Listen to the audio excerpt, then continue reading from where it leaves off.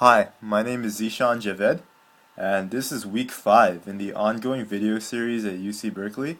Uh, this is for IEOR 190G, Patent Engineering.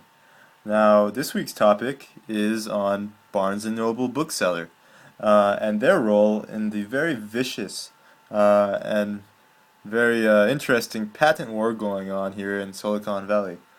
Now, before going into Barnes and Noble and the relationships with Microsoft and Google, I first want to go a little bit into the background of how Barnes and Noble even got into this mess. Now, it was of March of 2011 where Microsoft decided to sue Barnes and Noble after asking royalties for its use in Android technology, which Microsoft is also suing Google for using.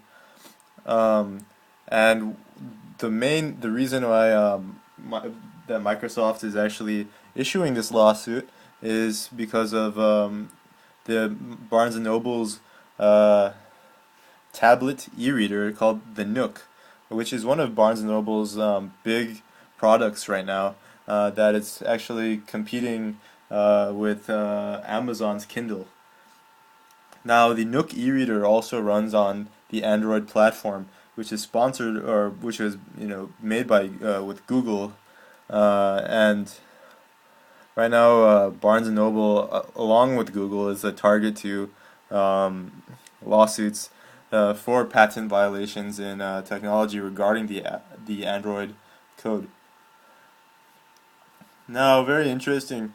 Recently, within this month, Microsoft has pulled out one of the 5 patents that it was blaming Barnes& Noble for infringing upon, and this marks the second patent removed from the case, and comes really from the help of Google, which is sort of Barnes& Noble's legal partner here, which they're kind of combining their legal prowess to kind of take on Microsoft.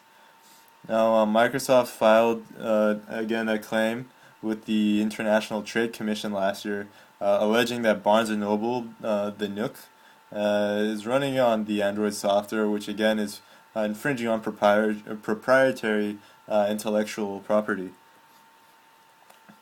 Now, now with this in mind, it's kind of important to actually take the perspective of Barnes& Noble here and Microsoft in this entire mess.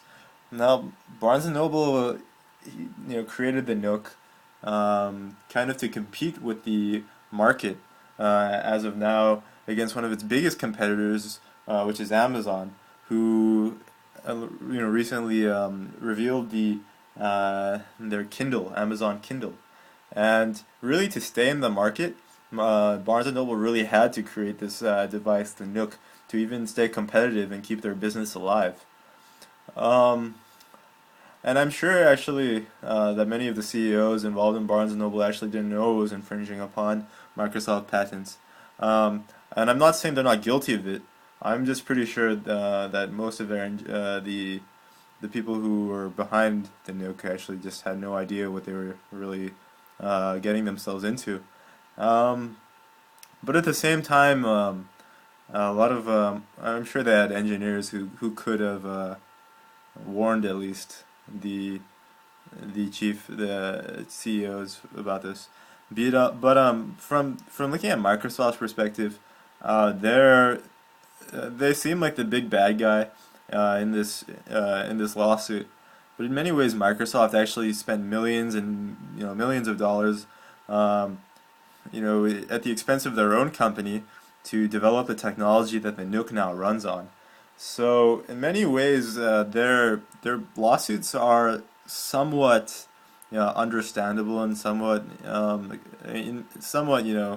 can empathize with Microsoft in that they did invest the resources and the money and the power and the time to create things like the Nook, and they're not seeing any sort of compensation for the financial success of institutions like Barnes and Noble for the technology that they created.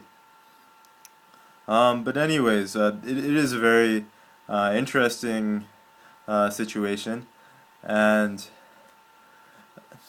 that marks the end of this week's video. I want to thank you for watching, and I hope you have a wonderful week. Thank you very much.